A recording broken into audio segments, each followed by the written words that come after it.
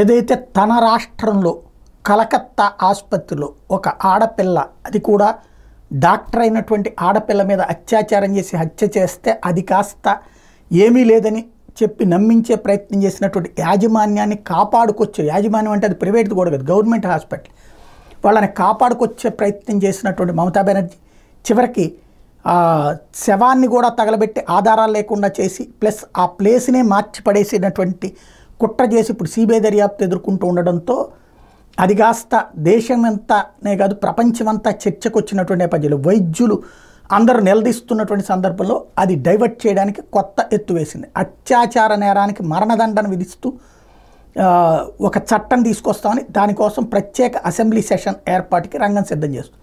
ఇప్పుడు session ఆపారనుకోండి, governor దుర్మార్గుడు, session జరిపారనుకోండి మరణదండన. ఎవరొద్దన్నారు అసలు? నిర్భయ చట్టం ఏంటి? నిర్భయ చట్టం అదే అప్పట్లో ఢిల్లీలో ఇన్సిడెంట్ జరిగిన తర్వాత నిర్భయ చట్టం అది దేశంలోని అన్ని రాష్ట్రాలకు వర్తిస్తుందిగా. వర్తించలేదు అంటే ప్రతి రాష్ట్రం దాన్ని కంటిన్యూ చేసుకోవాలి. అలా చేయలేదంటే ఇంతకాలం పాటు మమతా బెనర్జీ ఎవరైతే ఇట్లాంటి వాళ్ళకి సహకరించినట్టే కదా. ఇప్పుడు చేస్తానందంటే డైవర్షనల్ గేమ్ అన్నమాట, అంతకుమించి మరేముండదు.